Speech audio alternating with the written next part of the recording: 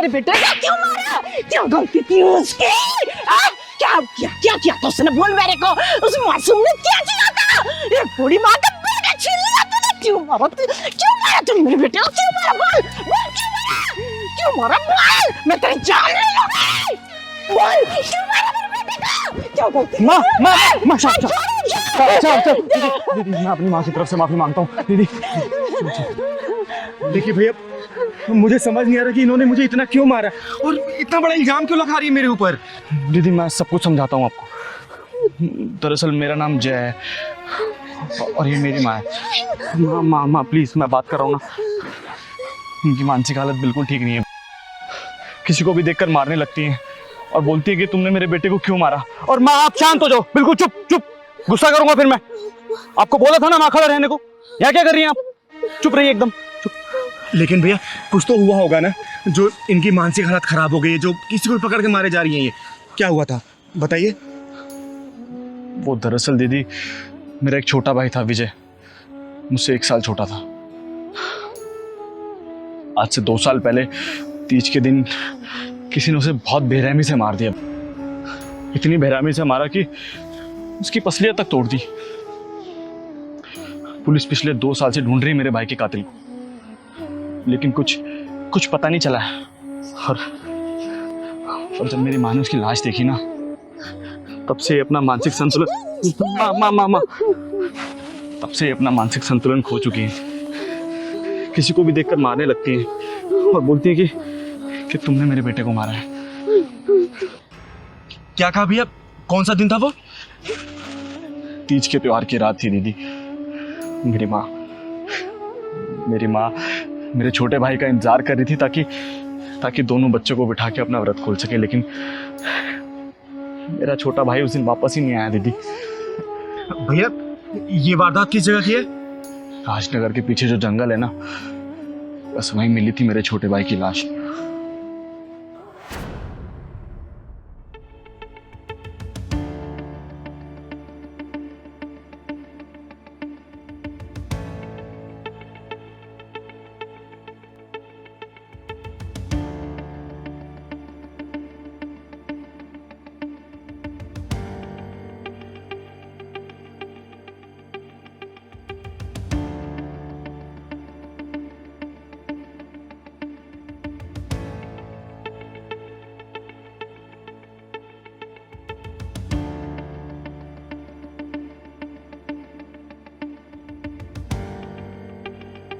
अरे कौन? बचाओ छोड़ो मुझे, चल सांस मत ले। क्या लेके घूम रहे हो? क्या है? बचाओ मुझे कोई।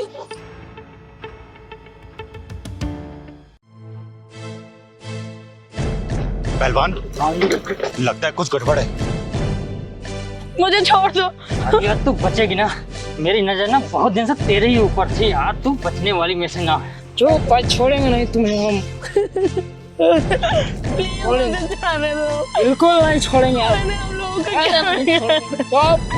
प्लीज मुझे जाने दो। बचाओ मुझे, कोई बचाओ।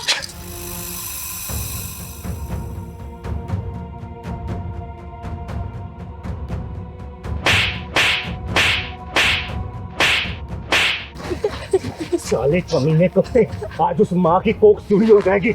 इस कोख से तू पैदा ही है और ये चिंगारी का हाथ है। चिंगारी का हाथ है मतलब फांसी का फंदा।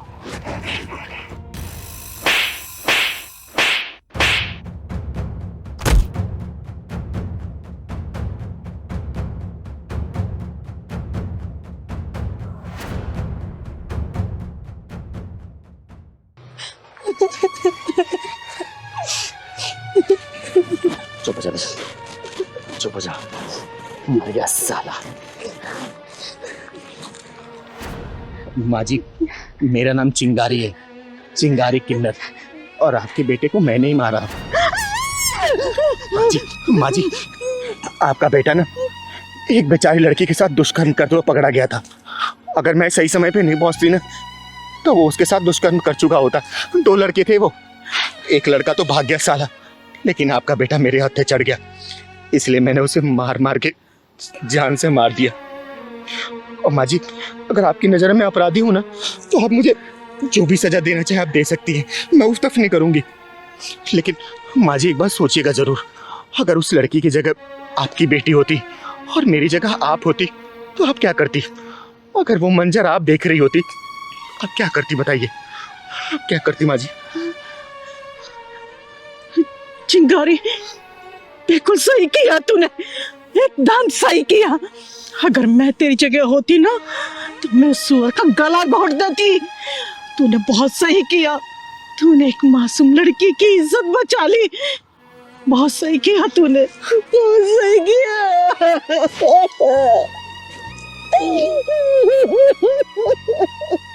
माँ जी संभालिए अपने आप। देखिए मैं आपकी गुनहगार तो जरूर हूँ, लेकिन मैंने किसी घर की इज्जत भी बचाई है, एक लड़की की लाज बचाई है मैंने माँ जी।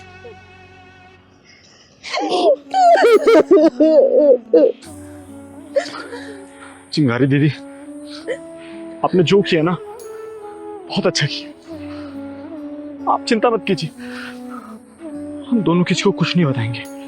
माँ, आपका एक ही बेटा है, एक ही बेटा है इनका बस।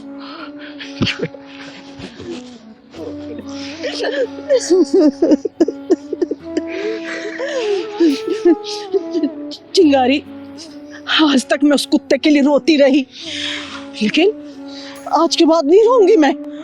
नफरत करूंगी उससे मैं, नफरत करूंगी उससे मैं, नफरत करूंगी उससे। हाँ, नफरत करूंगी उससे, नफरत करूंगी उससे मैं।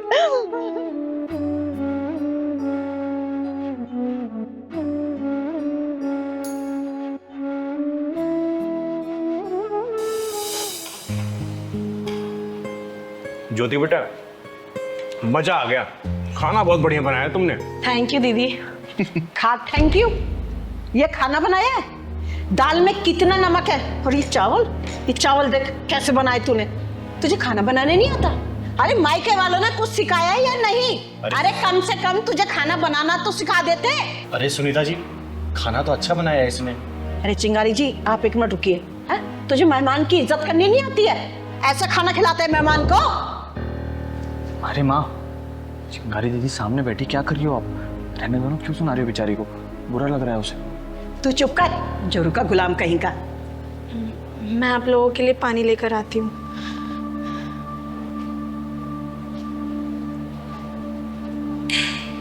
सुनीता जी, मैं आपको बहुत कुछ बोलना चाहती थी, लेकिन आपकी बहू के सामने मैंने कुछ बोला नहीं। ये क्या तरीका अपनी बहू से बात करने का है? एक बात बताइए, जब आप खुद अपनी बहू की इज्जत नहीं करेंगी तो आपकी इज्जत क्या करेगी? बोलिए ना, ये कोई तरीका है क्या? घर में आए मेहमान के सामने बहू को सुना दिया। चिंगारी जी, इसकी शादी को ना 3 साल हो गए और अभी तक इसे खाना बनाने नहीं आया। अरे ऐसी बहुओं को ना अगर सर पे चढ़ा लो ना तो ये किसी काम की नहीं रहती है, इन्हें तो पैर के नीचे दबा के रखना चाहिए। बस सुनीता जी बस, आप जैसी सास की जो मानसिकता होती है ना, वही घर में कलेश छटकाना बनती है। बहुओं को जब पैर की जूती समझेंगे तो सिर का ताज कहाँ से बन पाएंगे? बताइए ना। अरे बहुओं को तो प्यार से रखा जाता है, बेटी की तरह रखा जाता है, दिल में रखा जाता है, लेकिन आप सिर्फ जूती के नीचे रखेंगी तो आपको इज्जत नहीं देगी। 4 लोगों के बीच में आपकी इज्जत उतारेगी वो, समझे? इज्जत पाने के लिए ना सबसे पहले इज्जत देना पड़ता है। अरे ये तो उसकी शराफत थी जो उसने मेरे सामने आपको जवाब दे दिया। याद रखना, अगर आपकी ऐसी आदत रही ना तो 4 लोगों के बीच में आपकी इज्जत भी यही उतारेगी। फिर आप ढिंढोरा पीटते रहना तो मेरी बहू ऐसे आगे घर में कलेश कर दिया, घर को बांट दिया। देखिए सुनीता जी, इज्जत चाहिए ना तो सबसे पहले बड़ों को इज्जत देना पड़ता है छोटों को, तभी छोटे बड़ों को इज्जत देते हैं। और एक बात बताइए, आपकी खुद की भी बेटी है ना जिसके अगले साल शादी है, अगर जाके वो ससुराल में इसी तरीके से करेगी तो आप क्या करेंगी? जब उसकी सास इस तरीके से व्यवहार करेगी तो अपनी बेटी की बात मानेंगी ना, हैं? फिर आप उसके सास से लड़ना शुरू कर देंगे, बेटी को घर बुला लेंगे, तलाक करवा देंगी। देखिए लोग कहते हैं ना कि बहुएं घर तोड़ती है, बहुएं घर नहीं तोड़ती। सबसे पहले सास घर में कुछ ना कुछ ऐसी हरकतें करती है तभी बहुएं मजबूर होकर जाकर उसका अपना भांडा फोड़ती है। देखिए सुनीता जी, जब इंसान रोज एक ही काम करता है ना तो कुछ ना कुछ चीज़ें ऊपर नीचे हो ही जाती हैं। कभी नमक ज़्यादा होगा, कभी तेल ज़्यादा हो गया। इसका मतलब ये थोड़ी कि हम उसको 4 लोगों के बीच में सुनाना शुरू कर देंगे। उसने मेहनत से ही कम से कम 1.5-2 घंटे लगाए ना खाना बनाने में, उसने जानबूझ को तो नमक ज़्यादा कम नहीं किया ना, है? देखिए बहू को जब प्यार से रखेंगी ना तो बहू बेटी बन के रहेगी, लेकिन बहू को अगर पैरों के नीचे दबा के रखेंगी ना, आजकल की बहुएं नहीं है कि सुन लेंगी। अभी 3-4 दिन पहले की बात है, मैं मिश्रा जी के यहाँ गई थी, वहाँ पे उनकी बहू ना चाय लेके आई थी। मिश्रा जी की वाइफ को चाय दी। जैसे वो चाय देने गई, चाय का कप नीचे गिर गया, टूट गया। बहू घबरा गई, क्या पता सास मेरे को डांटेंगी मारेंगी। उसने हाथ जोड़ के माफ़ी मांग ली। पता उनकी सास ने क्या बोला? अरे बेटा, तेरे से कप नहीं गिरा है, वो तो मैं ठीक से नहीं पकड़ पाई इसलिए कप गिर गया। इसका मतलब समझी? गलती करने वाला नहीं, गलती को माफ़ करने वाला बड़ा होता है। और घर परिवार ऐसे ही चलता है। छोटी छोटी कमियों को नज़रअंदाज करेंगी ना, घर परिवार बहुत अच्छे से रहेगा। और छोटी छोटी चीज़ों पर ड्रामा करेंगी ना, घर नहीं चल पाएगा अच्छे से। समझी इस बात को? चिंगारी जी, आप बिल्कुल ठीक कह रही हैं, पर मैं क्या करूं? मेरी सास ने भी मेरे साथ ऐसा ही किया था और मेरे पति ने कभी इस बारे में आवाज़ ही नहीं उठाई। एग्जैक्टली माँ, पापा ने कभी आवाज़ नहीं उठाई, इसलिए आप दादी के सारे जुल्म सहती रही। और कहीं ना कहीं यही हाल मेरा भी है। जब तक आप मेरी बीवी को घर की चार दीवारी में कुछ भी बोलती थी, मैंने कुछ नहीं कहा आपसे। लेकिन आज जब मेहमानों के सामने आपने बोला तो मुझे लगा कि मुझे आवाज़ उठानी चाहिए, लेकिन आपने मेरी आवाज़ दबा दी। माँ, अपनी पत्नी के लिए आवाज़ उठाना गुलामी नहीं, प्यार कहलाता है। और वो बेचारी किसके भरोसे आई है अपना परिवार छोड़ के? मेरे भरोसे आई है ना। तो माँ, मेरा फ़र्ज़ बनता है कि अगर उसके साथ कुछ गलत हो रहा है तो मुझे आवाज़ उठानी चाहिए। मेरी बीवी आपको अपनी सास नहीं, अपनी माँ बनाना चाहती है। आप उसे एक मौका देकर देखिए, अपनी बहू नहीं, अपनी बेटी बनाकर देखिए। फिर देखिए इस घर में कितनी खुशियाँ आ जाएंगी। ये लीजिए पानी। बहू, तूने कुछ खाया? नहीं माँ जी, आज सोमवार है ना, तो सोमवार का व्रत रहता है मेरा। अरे, तेरा व्रत है, चल जा तू आराम कर, ये सब मैं देख लूंगी। हाँ, और हाँ, आज के बाद ना तू मेरी बहू नहीं, मेरी बेटी है। और मुझे अपनी सास नहीं, अपनी माँ समझना। हाँ, जा तू आराम कर। ठीक है माँ जी।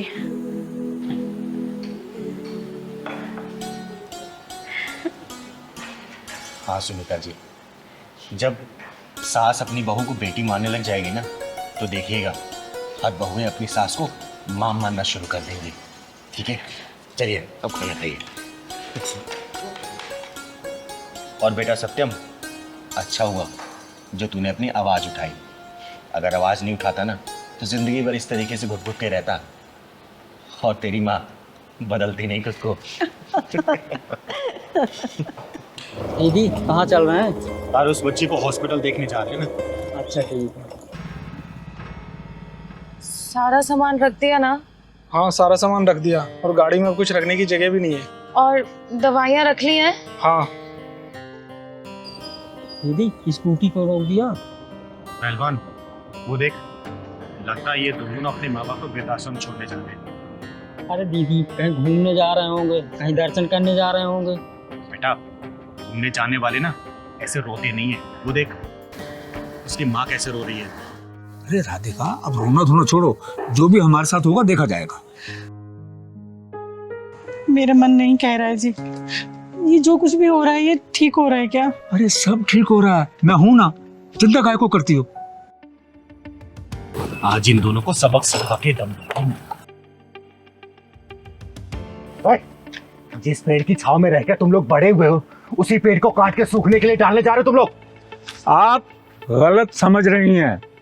ये हम दोनों को छोड़ने के लिए नहीं जा रहे हैं, बल्कि हम दोनों इन दोनों को आश्रम छोड़ने के लिए जा रहे हैं। क्या? हाँ, ये हमें छोड़ने नहीं जा रहे, हम इन्हें छोड़ने जा रहे हैं।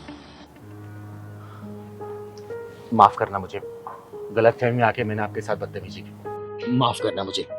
मेरा नाम चिंगारी है, चिंगारी किन्नर, और समाज की बिगड़ी सोच को सुधारने का काम करती हूँ मैं। ये मेरा इकलौता बेटा आकाश और ये मेरी बहू आकांक्षा। दरअसल हम दोनों बूढ़ा बूढ़ी इन दोनों की आंखों में खटक रहे थे। हमारी बहू हमें घर से अलग रहने के लिए कह रही थी, और इससे पहले कि ये हमें अपने घर से अलग करें, हमने इन दोनों को घर से अलग करने का फैसला कर लिया। अरे ये घर मेरा, ये गाड़ी मेरी, कमाई सब कुछ मेरा है, और मेरी कमाई पर अगर अपना कोई हक जताए, ये मुझे मंजूर नहीं है बिल्कुल। मम्मी पापा, हमें माफ कर दीजिए। आप जैसा कहेंगे हम वैसा करने के लिए तैयार हैं। वेरी गुड, तो गाड़ी में बैठो और जाओ। तुम्हारा आश्रम में रहने का पूरा इंतजाम कर दिया गया है, और वहाँ के इंचार्ज से मेरी बातचीत हो चुकी है। तुम्हें रहने में कोई भी तकलीफ नहीं होगी। वाह वाह, बिल्कुल सही फैसला आपका। ये औलादे अपने आप को समझती क्या है और माँ बाप को क्या समझती हैं? बेसहारा या फिर लाचार? अरे इन अकलमंदों को कौन समझाए कि माँ बाप कभी लाचार और बेसहारा नहीं होते।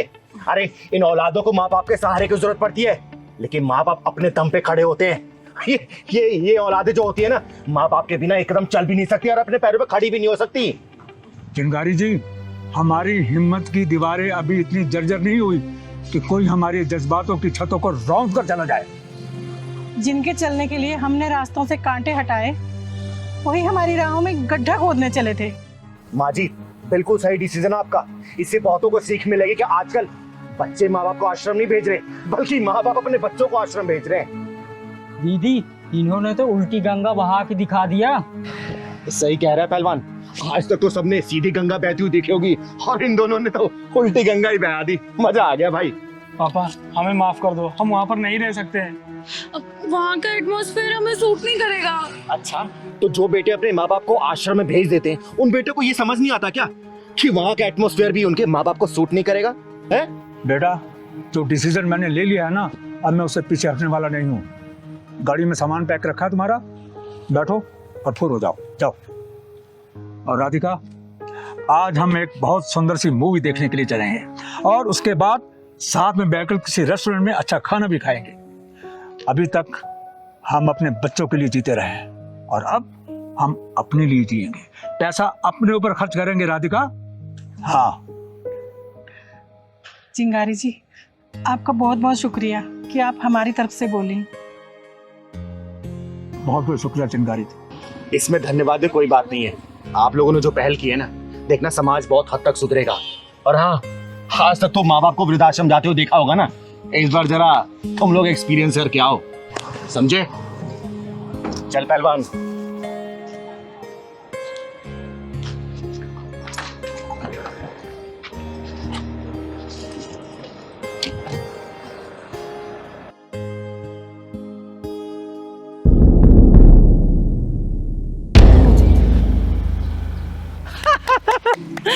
सबको मार डालूंगी, किसी को जिंदा नहीं छोड़ूंगी। सबको मार डालूंगी मैं, कोई जिंदा नहीं बचेगा। हाँ। सबको मार दूंगी मैं, किसी को भी नहीं छोड़ूंगी। हाँ। कोई नहीं बचेगा, कोई भी नहीं बचेगा, कोई नहीं बचेगा।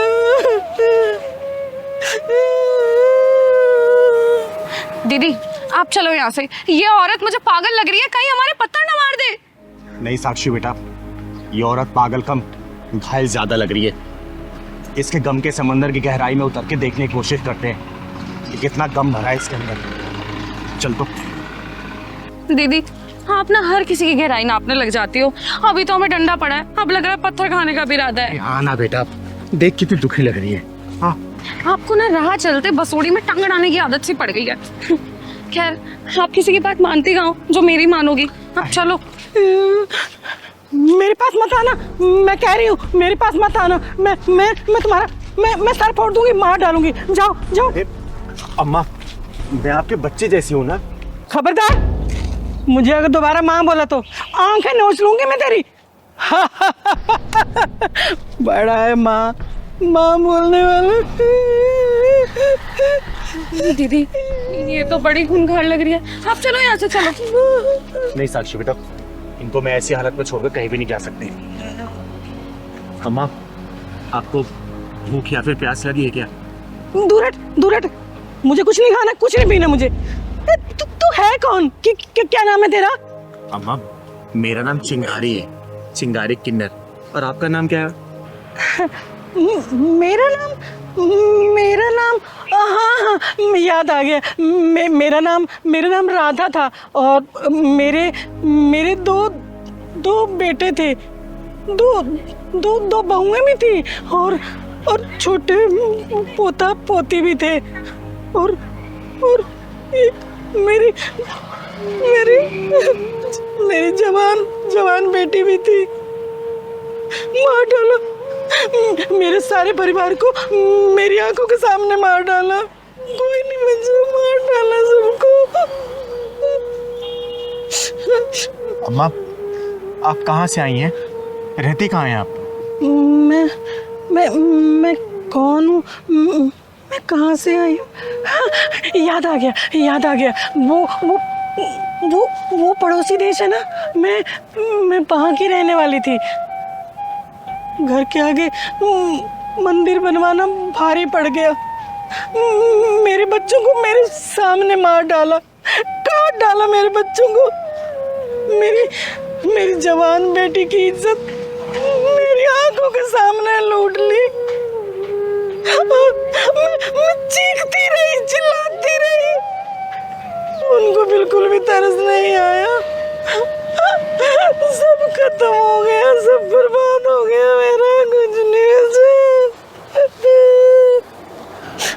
साक्षी बेटा, इनके जैसे ना जाने कितने लोग सीने में दर्द छुपाए हुए तर भटक रहे होंगे पागलों की तरह। अरे कहाँ गया ईश्वर, कहाँ गया अल्लाह? पड़ोसी देश में मेरे जैसे न जाने कितने लोग मार दिए गए, काट दिए गए। अम्मा, यहाँ आप कहाँ रह रही हैं? अरे मैं तुम्हें कब से ढूंढ रहा हूँ, तुम यहाँ खड़ी हो। अरे क्या कर रही हो यहाँ तुम? चल चल चल मेरे साथ। अरे मैं कब से ढूंढ रहा हूँ तुझे। आप कौन है साहब? मैं मेंटल हॉस्पिटल का कर्मचारी हूँ। ये भागकर यहाँ आ गई है, मैं इसे लेने के लिए आया हूँ। बहुत दुखियारी है बेचारी। नहीं, मैं कहीं नहीं जाऊंगी, मैं वहाँ नहीं रहूंगी। अरे चल ना। मैं अपने बच्चों के साथ रहना चाहती हूँ, मैं नहीं जाऊंगी। साहब, अब ये कहीं नहीं जाएंगी, ये मेरे साथ रहेंगी अब। आपके साथ? हाँ जी।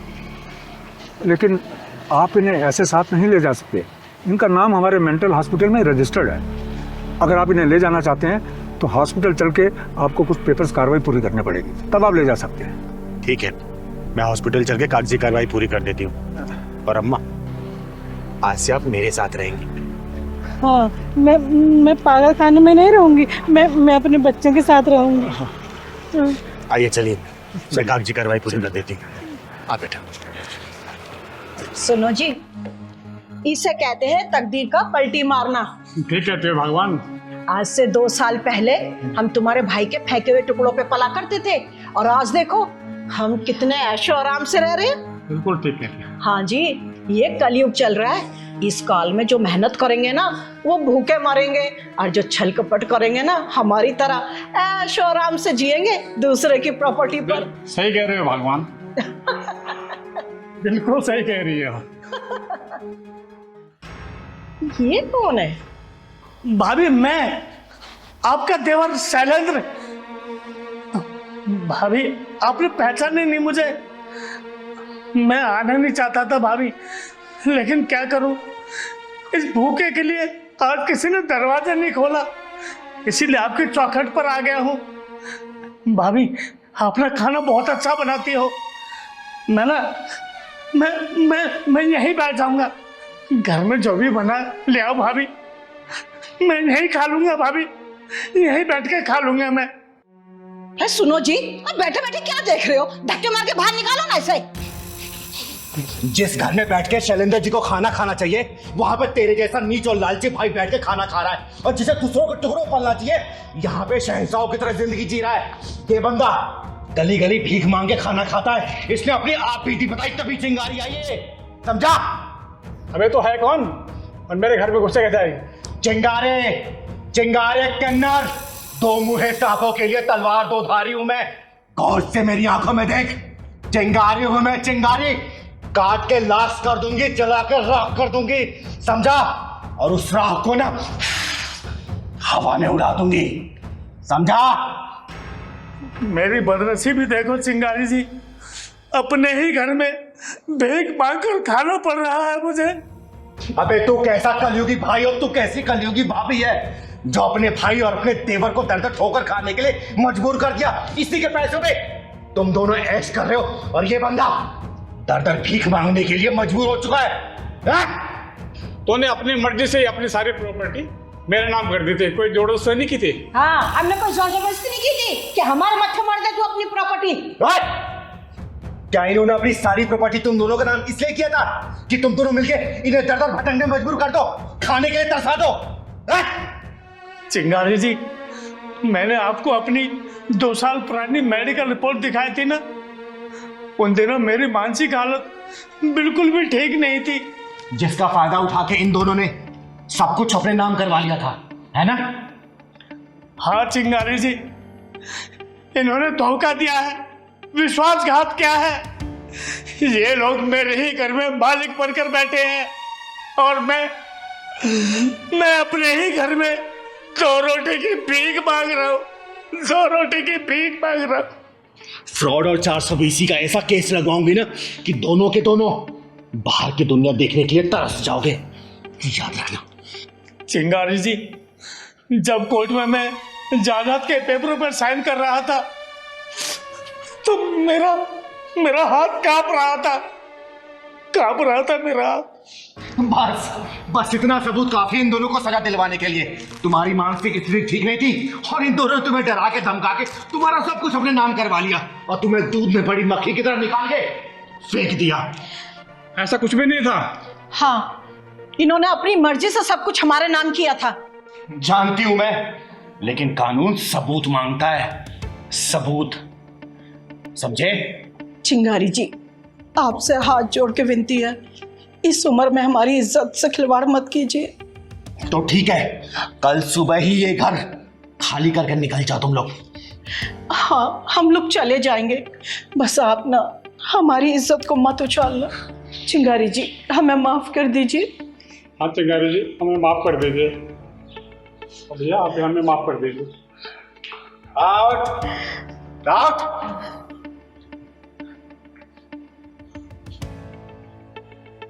आपका बहुत बहुत धन्यवाद चिंगारी जी, आपकी वजह से मुझे मेरा घर मिल गया, वरना मुझे 2 रोटी के लिए दर दर भटकना पड़ता। हर मजबूर और लाचारों की छड़ी हूं, इसीलिए तो आप जैसे लोगों के साथ खड़ी हूं। आइए बैठिए।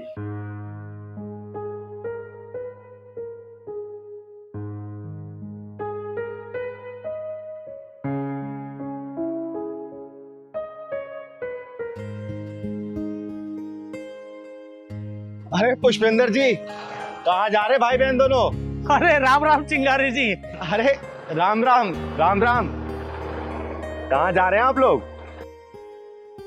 चिंगारी जी, आज मैं बड़े भाई होने का फर्ज निभाने जा रहा हूँ। आप तो जानती हैं चिंगारी जी, मेरी अपनी कोई औलाद नहीं है। मेरी बहन के एक बेटा और एक बेटी है। अरे जानती हूँ पुष्पेंद्र जी, ये तो आपका बड़प्पन है जो अपनी बहन के बारे में इतना सोच रहे हो। चिंगारी जी, मैं बहुत खुश नसीब हूँ जो मुझे इतना प्यार करने वाला भाई मिला है। आजकल की मतलबी दुनिया में भाई बहन का इतना गहरा प्यार बहुत ही कम देखने को मिलता है पुष्पेंद्र जी। चिंगारी जी, आज मैं अपनी सारी चल अचल संपत्ति अपनी बहन के नाम करने जा रहा हूँ। क्या हुआ चिंगारी जी, आपको मेरे फैसले से खुशी नहीं हुई क्या? नहीं पुष्पेंद्र जी, मुझे आपके इस महान फैसले से कतई खुशी नहीं है। चिंगारी जी, अगर मेरा भाई सब कुछ मेरे नाम कर रहा है तो आपको क्या प्रॉब्लम हो रही है? माला बहन, मैं आपकी भी उतनी इज्जत करती हूँ जितनी पुष्पेंद्र भाई जी करती हूँ मैं। फिर चिंगारी जी, जब मेरे भाई ने आपसे कहा कि वो सब कुछ मेरे नाम कर रहा है तो आपको झटका क्यों लगा? माला बहन, मैं ऐसे कई लोगों को जानती हूँ जिन्होंने भावनाओं की लहरों में बहकर अपना सब कुछ रिश्तों किस्ती में डाल के पतवार किसी और के हाथ में थमा दिया है। चिंगारी जी, आप मेरे भाई के मन में मेरे खिलाफ नफरत और जहर घोल रही है। चिंगारी जी, मेरी माला बहन ऐसी नहीं हो सकती है। हम दोनों का प्यार कभी कम नहीं हो सकता। पुष्पेंद्र जी, ऐसे कई लोगों को जानती हूँ जिन्होंने भावनाओं में आकर अपना सब कुछ या तो रिश्तेदारों को नाम कर दिया है या फिर भतीजा भतीजे के नाम पर, सिर्फ ये सोच के कि वो बुढ़ापे का सहारा बनेंगे। मैं आपको सिर्फ एक किस्सा सुनाती हूँ जो सिर्फ 15-20 दिन पहले की बात है। बढ़िया सर, और काम बढ़िया चल रहा है। प्लाट ले लिया तो मकान कब बनवा रहे हो? बस सर अभी तैयारी है, बस मकान। अरे सुनो सुनो सुनो भाइयों, हाँ, मैं भी करोड़पति था।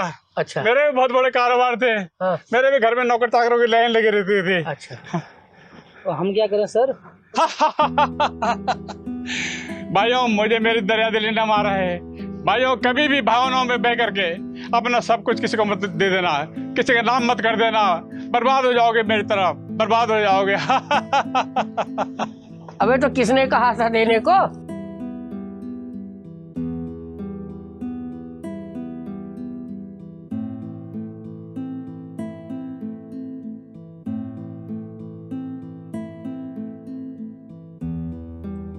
अरे कोई मेरे सुनता ही नहीं है, कोई मेरे मानता ही नहीं है, कोई मेरे कहना मानता ही नहीं है।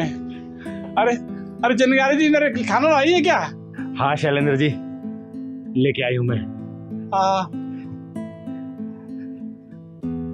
हाँ लाओ लाओ लाओ। ये लीजिए। चिंगारी जी देखो कैसे करोड़पति आदमी भिखारियों की जिंदगी जी रहा है। भावनाओं के सागर में बिना सोचे समझे जो कूदता है ना, वो डूबता जरूर है शैलेंद्र जी। चिंगारी जी मेरी कोई औलाद नहीं है। मैंने सोचा था इतनी सारी दौलत का मैं क्या करूँगा। मैंने जोश में आके अपनी सारी संपत्ति अपने बड़े भाई के लड़के के नाम पे कर दी। जब तक बड़े भाई जिंदा थे मुझे किसी चीज़ की कमी नहीं होने देते थे, मेरा पूरा ख्याल रखते थे वो। भाई के गुजरते ही कुत्ते की तरह घर से निकाल दिया मेरे भतीजे ने मुझे। शैलेंद्र जी, आपने अपने ही हाथों अपने नसीब के टुकड़े किए हैं। ये लीजिए, मैं आपके लिए खाना लाई।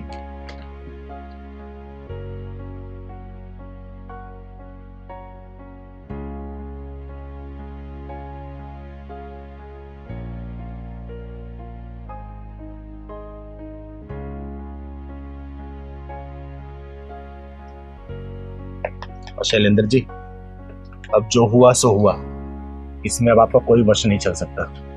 बस अपनी ये जिंदगी अच्छे से बिताइए, क्या कह सकती हूँ मैं। चिंगारी जी, आपने मेरी आंखें खोल दी हैं। मैं समझ गया हूँ प्रॉपर्टी जिंदगी की बैसाखी होती है और मरने से पहले ये बैसाखी किसी और को नहीं देनी चाहिए। पुष्पेंद्र जी तो गलती करने से बच गए, आप ये गलती करने तो नहीं जा रहे ना? करिएगा मत।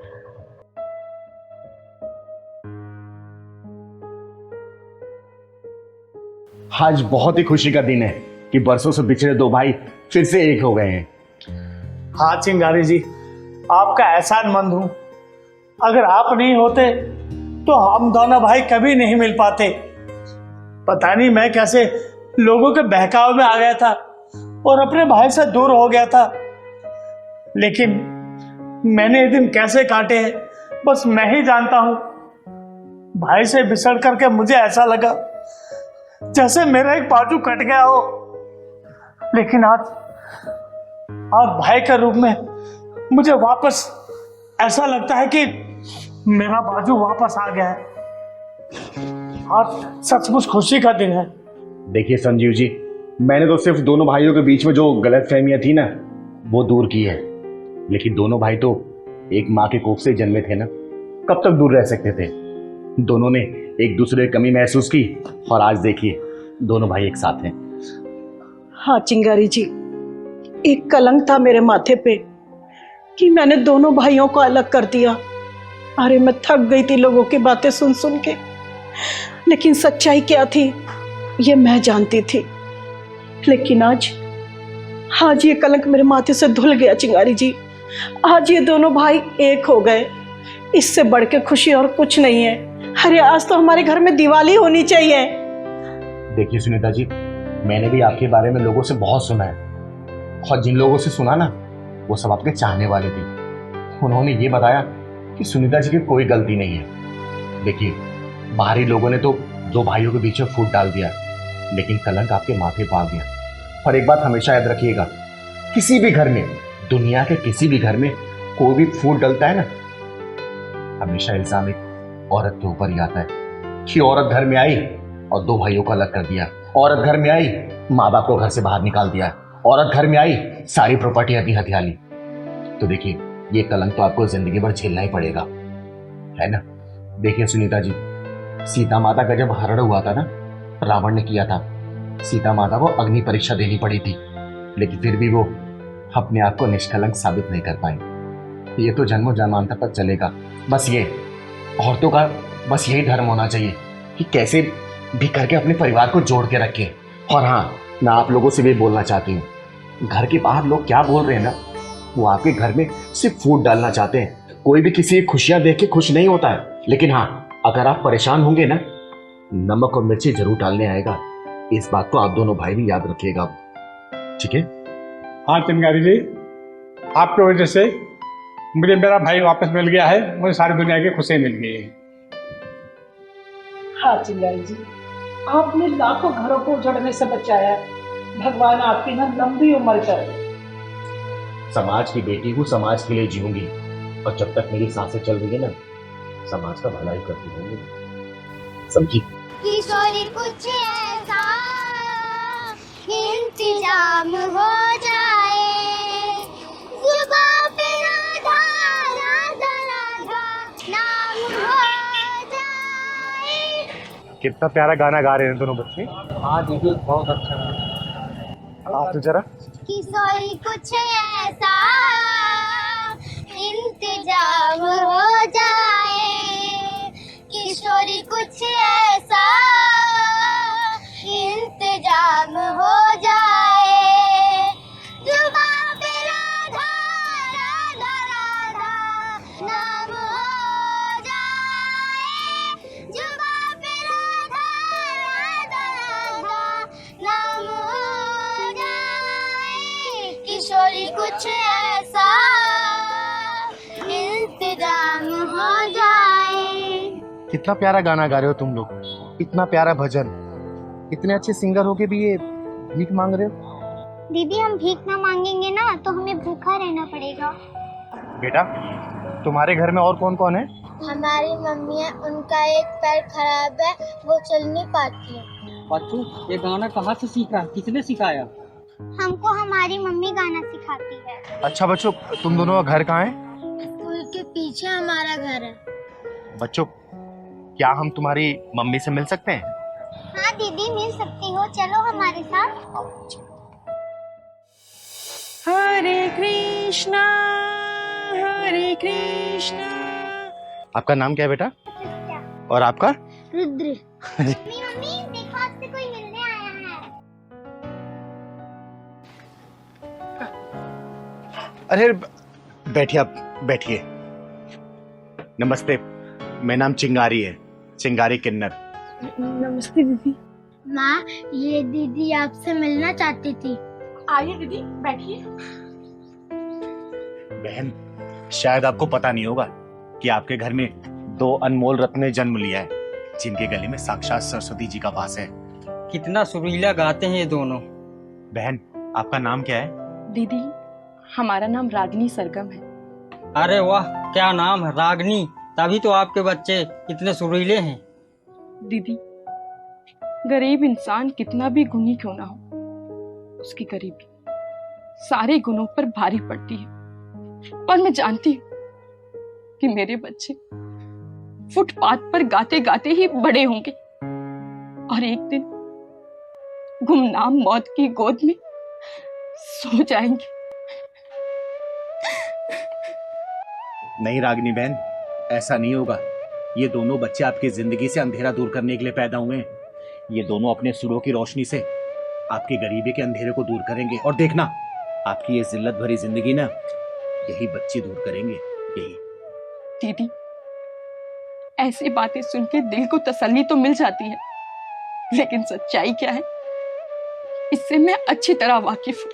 ऐसी बात नहीं है रागिनी बहन, मैं एक बहुत बड़ी म्यूजिक कंपनी जिसका नाम है फटाफट प्रोडक्शन, उनके मालिक श्री केसी चौधरी जी को जानती हूँ।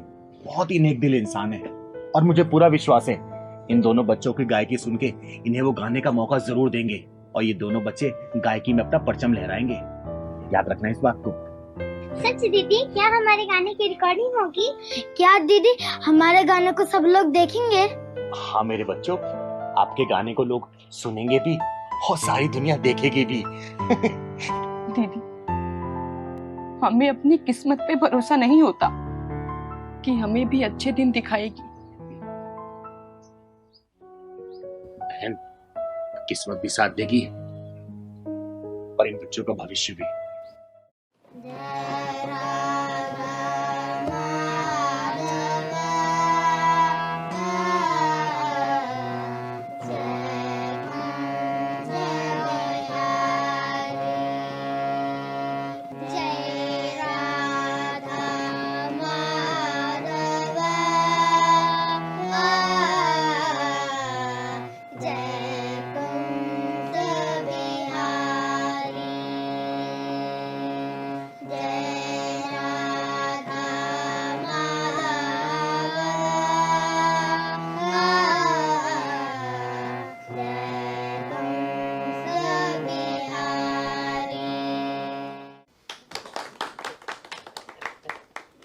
सर कैसा लगा आपको बच्चों का? चिंगारी जी माइंड ब्लोइंग, फैंटास्टिक। ये कल के हमारे उभरते हुए सितारे हैं। तो फिर बच्चों को चांस देगी हमारी कंपनी? बिल्कुल, क्यों नहीं देगी।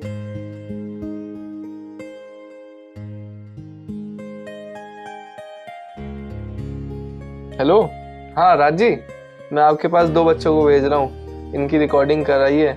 हमारी कंपनी के उभरते हुए सितारे हैं ये। जी जी बिल्कुल जी। Thank you sir, thank you so much.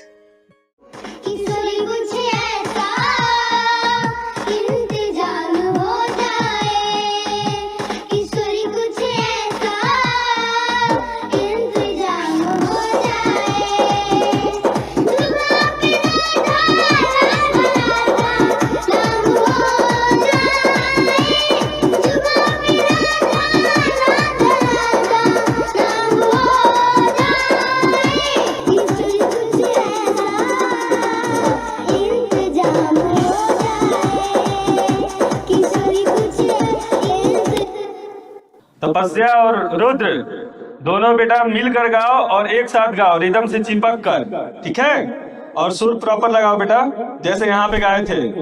आओ तो फिर से टेक करते हैं, आ जाओ।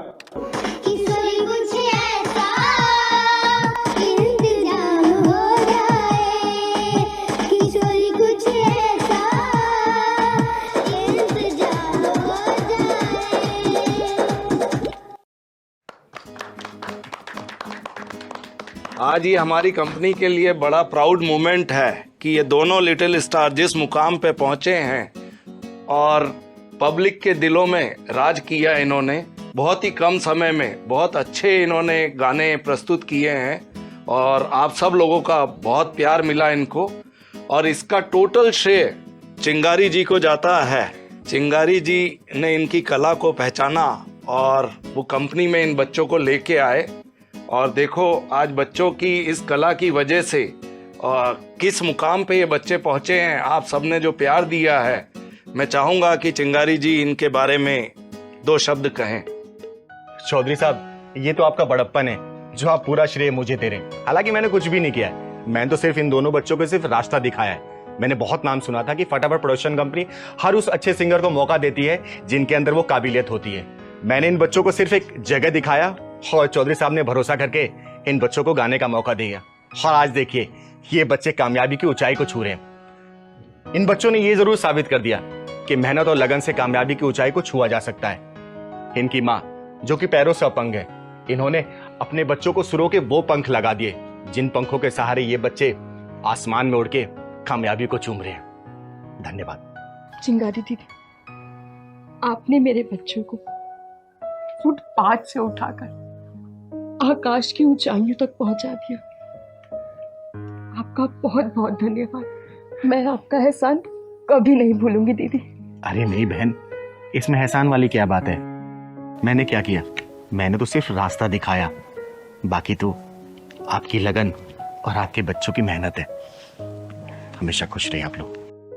इसी तरीके से फटाफट प्रोडक्शन को प्यार दुलार आशीर्वाद देते रहे ताकि ये कंपनी दिन दुनी रात चौगुनी तरक्की करते रहे। और ये तो सिर्फ एक ट्रेलर है, पिक्चर अभी बाकी है दोस्तों देखना। इस कंपनी से बहुत सारे सुरीले सिंगर आते रहेंगे और कामयाबी वहां तक चूमेंगे। बहुत बहुत धन्यवाद। क्या हो बेटा, किसने कुछ कहा है क्या तुमको? हाँ बेटा, किसी ने मारा है क्या, बता। मम्मी पापा ने डांटा क्या? बताओ, बोलो बेटा। दीदी, मेरे मम्मी पापा मुझसे प्यार नहीं करते। क्या मतलब बेटा? दीदी, मेरे मम्मी पापा ने लव मैरिज की थी और मेरे पैदा होने पर। बोलो बेटा, बोलो, रुक क्यों गए? दीदी, मम्मी पापा में रोज लड़ाई होती है और पापा कहते हैं कि मैं उनकी औलाद नहीं है, और मम्मी कहती है कि जहर दे दो। फिर ऐसे घटिया लोगों को जिंदा रहने का कोई अधिकार नहीं है। लव मैरिज करके बच्चा तो पैदा कर लिया, अब बच्चे से नफरत करने लगे। दीदी, मम्मी पापा मुझे घर में अकेले छोड़ के चले जाते हैं और मुझे घर में अकेले रहना पड़ता है। स्कूल नहीं जाते हो क्या बेटा? पापा ने मेरी पढ़ाई भी छुड़वा दिया है। लो उत्सव बेटा, ये खा लो। पापा मुझे घर में अकेले बहुत डर लगता है। डर लगता है तो मैं क्या करूं? तुमने इसकी पढ़ाई क्यों छुड़वाई? बच्चा किसी और का और पढ़ाई लिखाई का खर्चा मैं उठाऊंगा? इतना पागल दिखता हूँ क्या मैं तुम्हें? सुंदर, मेरे कैरेक्टर पे उंगली उठाने से पहले अपने गिरेबान में झांक के देखो तुम। आप दोनों की लड़ाई में मेरी पढ़ाई खत्म हो गई, मेरा क्या कसूर है? बेटा तेरा कसूर सिर्फ इतना है कि तू उस माँ का बेटा है जिसने प्यार और शादी तो मुझसे किया, लेकिन तेरा बाप किसी और को बना दिया। मैं तुम्हारी हर बात बर्दाश्त करती रही, ये सोचकर कि मेरा परिवार खराब ना हो और इस बच्चे का फ्यूचर खराब ना हो। अरे इसका फ्यूचर तो उसी दिन खराब हो गया था जिस दिन तूने मुझे धोखा दे करके अपने यार से मिल करके इस बच्चे की नींव रखी थी होटल के बंद कमरे में। तेरा कसूर नहीं है इसमें, दोष तो मेरा है जो मैंने तेरे ऊपर विश्वास करके तेरे प्यार के जाल में फंसी थी। औरत के ऊपर उंगली उठाना तो बहुत आसान है और उसके कैरेक्टर पर उंगली उठाना तो उससे भी ज्यादा आसान है, लेकिन अपने दिल में झांककर अपने मन के आईने में अपना असली चेहरा देखना बहुत ही मुश्किल है सुंदर बाबू। अरे तेरे कहने का मतलब क्या है? मैं कैरेक्टर लेस हूं क्या? मुझे पूछने के बजाय अपनी आत्मा से पूछ, जवाब मिल जाएगा। पापा आप कहते हैं कि मैं आपका बेटा नहीं हूँ, तो मैं किसका बेटा हूँ? मेरा बाप कौन है? अरे अपनी माँ से पूछ कि तेरा बाप कौन है। और रिया, तूने मुझ पर हाथ उठा करके ये तो साबित कर दिया कि तू मांग में सिंदूर तो मेरे नाम का भरती है, पर तेरे मन के मांग में अभी भी तेरा यार बसता है। मुझे आज पता चला कि लव मैरिज के रिश्ते चलते क्यों नहीं है, क्यों बिखर जाते हैं ये लव मैरिज के रिश्ते। क्योंकि शादी के पहले लड़का लड़की के बीच में वो सब हो जाता है जो शादी के बाद होना चाहिए, और जब एक आदमी का मन एक औरत से भर जाता है ना, तो वो एक औरत के सिर्फ और सिर्फ कैरेक्टर में उंगली उठाता है। एक काम करो, मार दो इस बच्ची को, जहर दे दो इसे। ओए बंद कर तू ये अपनी बकवास, वरना तेरे साथ तेरे इस सपोले को भी ठिकाने लगा दूंगा। शादी के पहले का प्यार वो तलवार है जो शादी होने के बाद अपने परिवार का गला काटता है। अरे क्यों नहीं समझ पाते दुनिया वाले कि शादी अगर परिवार की मर्जी से हो ना तो ही टिक पाती है, लव मैरिज का कोई ठिकाना नहीं है। लेकिन नहीं, किसी को समझना ही नहीं है। कोई ड्रम में जाता है, कोई रेलवे ट्रैक पे जाता है, कुछ नहीं समझ पा रहे दुनिया वाले। और आजकल के लौंडे लौंडिया, उनका तो कहना ही बेकार है। दीदी इस बच्चे का क्या कसूर है कि दोनों के बीच में पीस रहा? चल बेटा, मैं भी देखती हूँ कि तेरे बाप के ऊपर कितनी लातों के बाद बातों का असर होता है। चल दीदी, ये लव मैरिज की बीमारी कहाँ से आ गई? बेटा उसी का इलाज करने जा रहे हो, चल बेटा।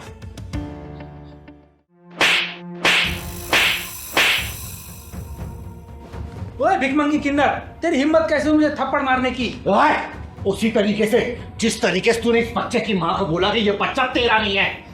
तो आप ही है ना वो गरीबों और मजबूरों की मसीहा चिंगारी जी?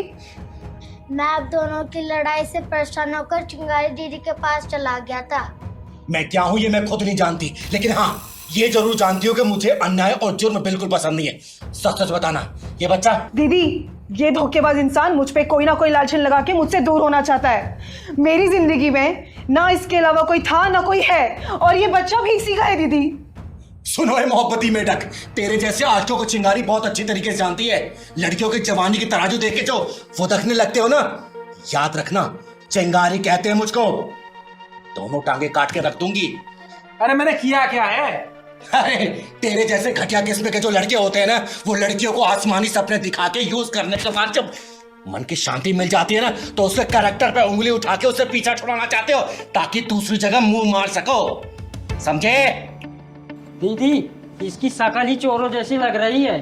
सही कह रहा पहलवान, कान खोल के सुन ले, चिंगारी का पहला और आखिरी फैसला है। चुपचाप अपने ये 10 जगह मुंह मारने वाली आदत छोड़ के ना बाप और पति का फर्ज निभा, वरना चिंगारी सुधार नहीं पाई ना बेटा 2 मिनट में इस दुनिया से ऊपर पहुंचा देगी, समझा? दीदी मुझे माफ कर दो दीदी, मैं भटक गया था। आज के बाद मैं ऐसा नहीं करूंगा दीदी, प्लीज मुझे माफ कर दो दीदी। धन्यवाद चिंगारी दी, आपने तो मेरे टूटते हुए परिवार को बचा लिया। आपका बहुत नाम सुना था, आज तो आपके दर्शन भी हो गए। सुन, आज के बाद से अगर ये 3-5 किया ना बेटा, मेरी नजर तेरे ऊपर रहेगी, चीर के रख दूंगी। ठीक है बेटा, खुश रहो।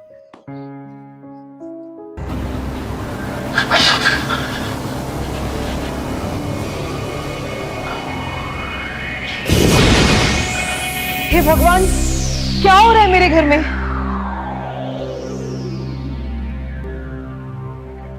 ये तो बड़ा ही चंचल और नटखट था, फिर अचानक से क्या हो गया इसको? दीदी, बड़े मन्नतों के बाद हमारा बेटा सनी पैदा हुआ और भावना दोबारा माँ नहीं बन सकती। अगर ये माँ बनी तो इसके बचने के चांस बहुत कम होंगे। दीदी, मेरा बेटा खेलने में कूदने में हर काम में नंबर 1 था, फर्स्ट आता था। पता नहीं इसे क्या हो गया है कि 4-5 महीने से गुमसुम सा हो गया दीदी। फिर अचानक से क्या हो गया इसको? यही तो पता नहीं चल पा रहा है दीदी, पता नहीं क्या हुआ है इसको। तभी तो आपको बुलाया है, अब आप देखो दीदी इसको। दीदी, आपने तो न जाने ऐसे कितनों को ठीक किया है दीदी। मेरे बेटे पे भी चमत्कार कर दो ना दीदी, इस पे भी हाथ रख दो ना दीदी। इस शनि को मेरे ठीक कर दो दीदी, प्लीज। ना ही मैं कोई चमत्कार करती हूँ और ना ही मेरे अंदर कोई शक्ति है। मैं तो बस भगवान भोलेनाथ का नाम लेके अपना हाथ फेर देती हूँ। चमत्कार सिर्फ वही करता है। दीदी, पहले तो सनी खेलता भी था, बोलता भी था, हंसता भी था। ना खेलता है, ना बोलता है, ना हंसता है, कहीं जाता भी नहीं है, गुमसुम ऐसे बैठा रहता है दीदी। कहीं आपके बेटे के दिल में कोई डर तो नहीं बैठ गया? पता नहीं पहलवान भैया, मेरे शनि को क्या हो गया, कुछ समझ नहीं आ रहा। शनि बेटा, क्या हुआ तुमको? कुछ तो बोलो बेटा। बेटा दीदी, ये इसी तरीके से गुमसुम बैठा रहता है, कुछ बोलो तो सुनता भी नहीं है।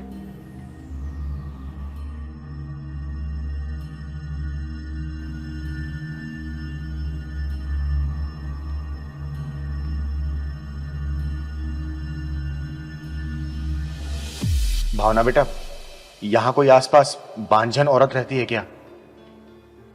हाँ दीदी, 4-5 घर छोड़कर एक बांझन का घर है। लेकिन क्या हुआ दीदी, बताओ ना। बेटा, एक गिलास पानी लेके आना, एक चुटकी हल्दी डाल देना उसमें। जा। ठीक है दीदी, मैं लेके आती हूँ।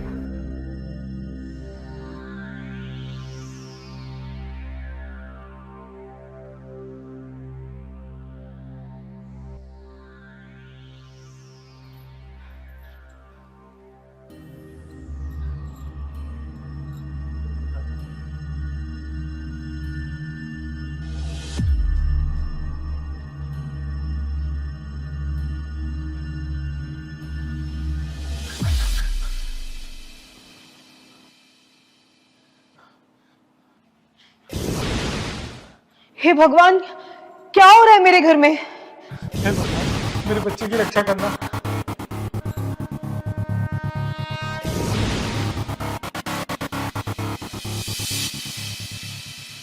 ये लो, ये पानी अपने बच्चों को पिला दो। भगवान ने चाहा ना 2-4 दिन में बिल्कुल ठीक हो जाएगा, खेलने कूदने लगेगा ये। पिला दो।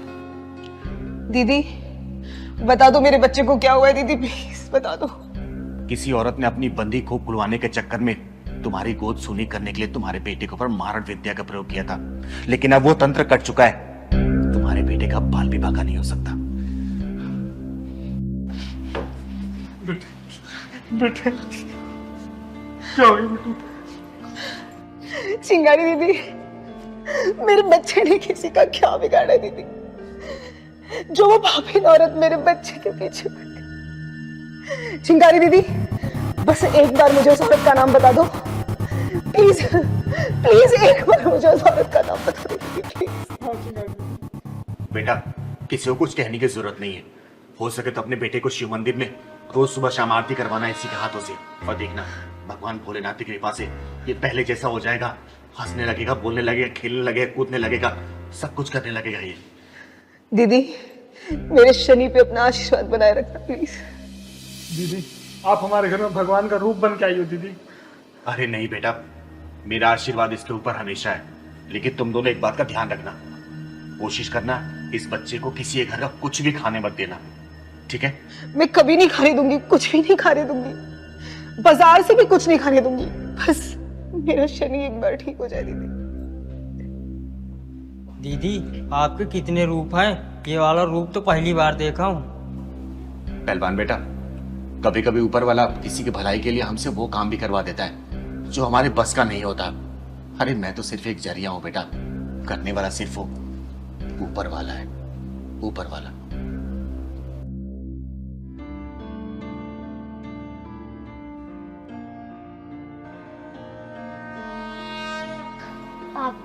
शाम हो गई है, आरती का समय हो गया है।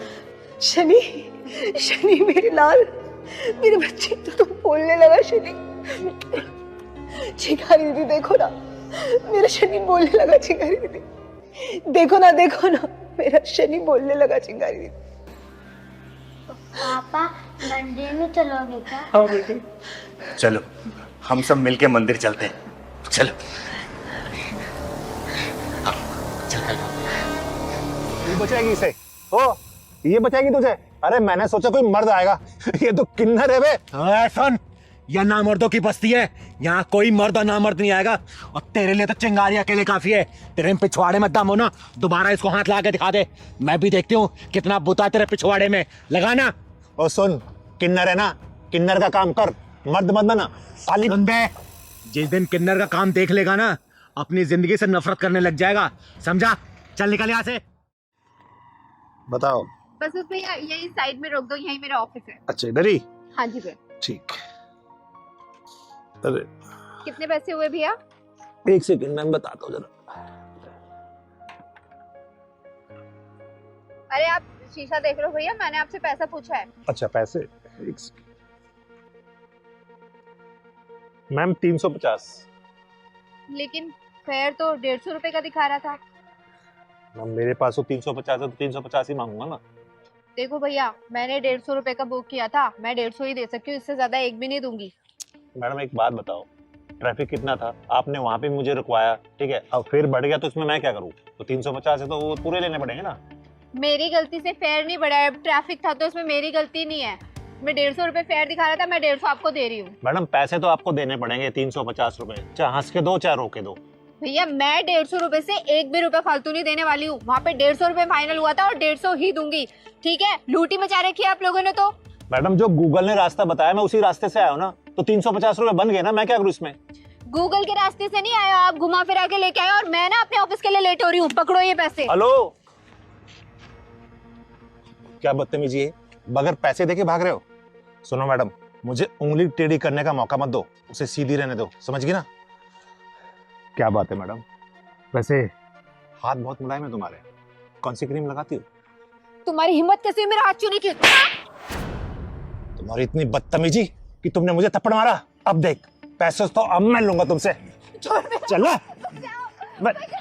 सुन, कोई नहीं आएगा तुझे बचाने, यहाँ कोई मर्द नहीं है यहाँ पे।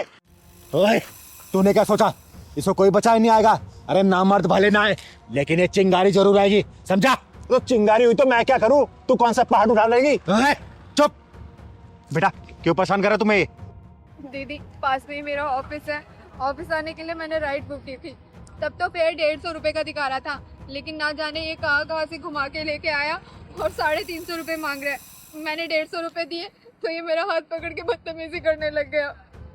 दीदी ये साले कुंदरू ना अपने आप को गुंडा भाई समझते हैं। सही कह रहा है पहलवान, ऐसे हरामियों को मैं बहुत अच्छे से जानती हूँ। भोली भाई लड़कियों देखे कम पैसा बता के बिठा लेते हैं और बाद में पैसा ज्यादा बताते हो, जबरदस्ती करते हैं। सुन बे, चिंगारी कहते हैं मुझको, समझा? अबे सुन, चिंगारी होगी तू अपने घर को, तेरे जैसे चिंगारी को ना फूंक मार के बुझा देता हूँ। तो सुन बे, तेरे जैसे को चिंगारी चीर फाड़ देती है, समझो? तूने मुझ पर हाथ उठाया ना, अब देख मैं इससे पैसे लेके दिखाऊंगा। चल दे पैसे। अब तक तेरा दिमाग सेंटर में नहीं आया क्या? क्या और तोड़ू तुझे? हाँ? दीदी ऐसे भी इसको अकल नहीं आएगी, पुलिस के हवाले कर देते हैं। सही कह रहे पहलवान, पुलिस को फोन कर तू। एक कम रुक रुक रुक, इन सालों के पिछवाड़ा जब तक लाल ना करो ना, तब तक इनकी अकल ठिकाने नहीं आती। अभी बेईमानी के पैसे कितने दिन चला लोगे तुम लोग? हैं? बेईमानी के पैसे ऐड के तुम्हारे औलादी बेईमान बन जाएगी। तुम्हारे खून में जब बेईमानी घुसेगी ना, तुम्हारी औलादी बेईमान निकलेगी, समझे? ईमानदारी से कमाओ ना, क्या दिक्कत है? सुन, चाहूं ना तुझे पुलिस के हवाले कर सकती हूँ, लेकिन शक्ल तू बाल बच्चों वाला लग रहा है। मैं समझ गया दीदी, मैं मानता हूँ मुझसे गलती हुई है, लेकिन मैं भटक गया था। मैंने सोचा कि सबसे डबल पैसे मांगूंगा, जल्दी अमीर बन जाऊंगा, लेकिन ये मेरी गलती थी, मुझे माफ कर दो। मैं अभी ईमानदारी से चलाऊंगा। कितने पैसे हो तेरे? 150 है ना? वो दे दिए। दे दिए ना? चल निकल। सॉरी।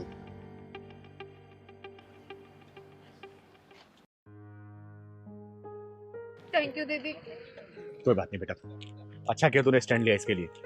चल जा, घर आ गया तेरा? हाँ, ऑफिस जाना था दीदी। जा जा ऑफिस।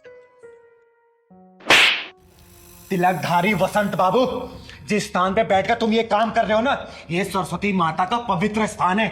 जिन हाथों से तुम ये साज-बाज बजा रहे हो ना, उन्हीं हाथों से तुम इस लड़की को छेड़ रहे हो। अरे तुम्हें चुल्लू भर पानी में डूब मरना चाहिए।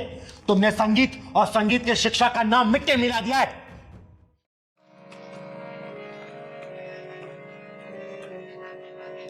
प्रणाम गुरुदेव।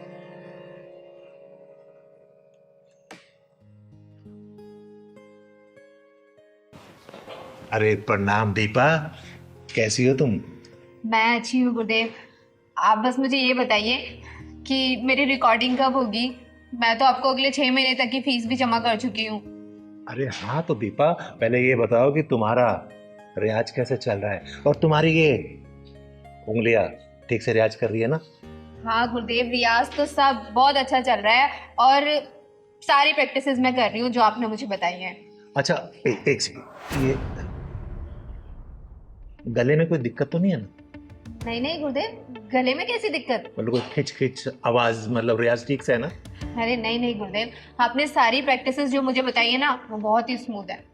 एक बात बताओ दीपा, अगर तुम यूं ही लगन से सीखती रहोगी ना, तो सच में तुम एक दिन बहुत बड़ी सिंगर बन जाओगी। गुरुदेव हाथ छोड़ो मेरा, ये क्या कर रहे हैं आप? इसमें बुरा मानने की क्या बात है? म्यूजिक ऐसे ही सिखाया जाता है। आओ मेरे पास आओ। अरे आओ ना। नहीं नहीं। ओहो, फिर बुरा मान गई। आओ इधर आओ। अच्छा आओ ना एक बार। तुम इधर बैठो मेरे पास। अच्छा, मैं इसको इधर कर लेता हूँ और आराम से ना, बिल्कुल फ्री माइंड होके चलो करो रियाज।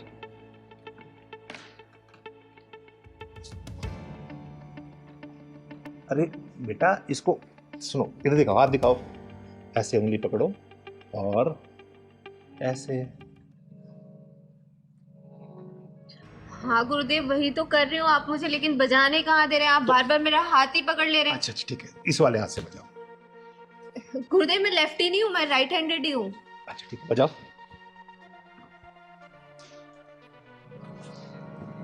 वैसे दीपा एक बात बताओ, तुम बहुत जल्दी में सीख गई हो।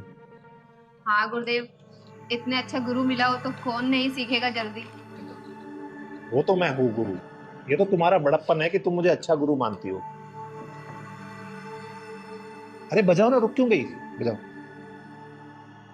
अरे यार इधर आओ, देखो। गुरुदेव ये पियानो थोड़ी ना है, हारमोनियम है। हारमोनियम को तो हारमोनियम के तरीके से ही बजाया जाएगा। अच्छा तो बजाओ।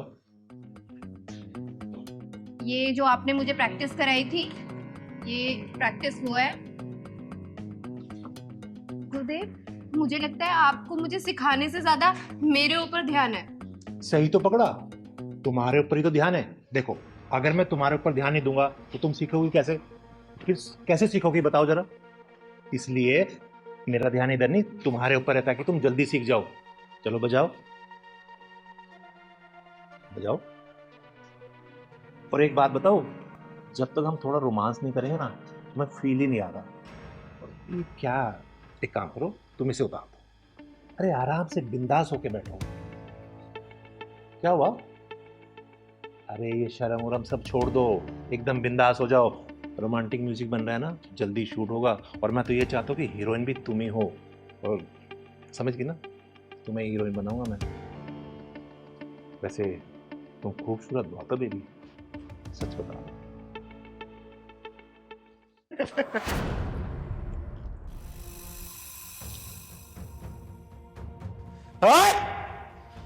मैं आई तो थी तुझे कॉलेज के एनुअल कॉन्ट्रैक्ट देने के लिए, लेकिन मुझे लगता है तेरी मौत का कॉन्ट्रैक्ट ये चिंगारी साइन करेगी।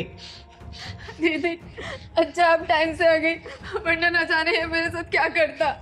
तो चिंता मत कर बेटा, चिंगारी राइट टाइम पे राइट जगह ही पहुंचती है। तिलकधारी वसंत बाबू, बहुत नाम सुना है तेरा मैंने कि तू बहुत बड़ा म्यूजिक टीचर है। सोचा था मेरे बच्चों का भविष्य ना तेरे हाथों में आएगा तो उज्जवल होगा, बहुत बड़े सिंगर बनेंगे ये। लेकिन तू म्यूजिक टीचर और संगीत के नाम पे कलंक है, कलंक। अरे दीदी ऐसी कोई बात नहीं, मैं तो इसे म्यूजिक सिखा रहा था, पता नहीं क्यों बुरा मान गई। मैंने कोई गलत किया तुम्हारे साथ? नहीं नहीं दीदी, ये झूठ बोल रहा है। ये रोजाना मेरे साथ ऐसी उठपटांग हरकतें करता रहता था, लेकिन आज तो उसने हद ही पार कर दी। साले, गुरु और शिष्य का रिश्ता बहुत ही पवित्र होता है, एक गरिमा होती है उसकी। लेकिन तूने ये हरकत करके ना गुरु नाम को कलंकित कर दिया है। अरे भरोसा उठ जाएगा लोगों का गुरु नाम से। देखो दीदी, जैसा आप सोच रही है वैसा नहीं हो। पता नहीं मुझे क्या हो गया, बस मैं इसकी खूबसूरती देख के भटक गया। अच्छा, इसकी खूबसूरती देख के तू भटक गया था। एक काम कर, देख मेरी खूबसूरती और जरा भटक के दिखा ना। आ दिखा। दीदी मैं मान तो मेरे से गलती हो गई, बोल रहा हूँ ना आपको, आज के बाद मैं हर शिष्य को अपनी बहन मानूंगा। देख तिलकधारी वसंत बाबू, तो ब्राह्मण कुल से आता है, इसलिए तेरे ऊपर हाथ नहीं उठा रही हूं, वरना अब तक तुझे चीर के रख देती। समझा? पहली और आखिरी दफा वार्निंग दे रही हूं, आज के बाद से तूने ऐसी घिनौनी हरकत की ना, तेरे इस हारमोनियम के साथ ही ना तेरी कब्र यहीं खोद दूंगी। समझा? और सुन बेटा, आज के बाद से इस साले के पास से संगीत सीखने की कोई जरूरत नहीं है, ठीक है? और तो सुन, तू जहां जाए जिस स्कूल में जाके पढ़ाता है ना, सब कॉन्ट्रैक्ट कैंसिल कराऊंगी मैं। समझा? चल। दीदी ऐसे मत करो, मेरे बाल बच्चे भूखे मर जाएंगे। तेरे बाल बच्चों को पता भी तो चलना चाहिए कि उसका बाप क्या कर रहा है। चल बेटा। तो मैं माफी मांग रहा हूँ ना आपसे दीदी। माफी अपने जेब में रख।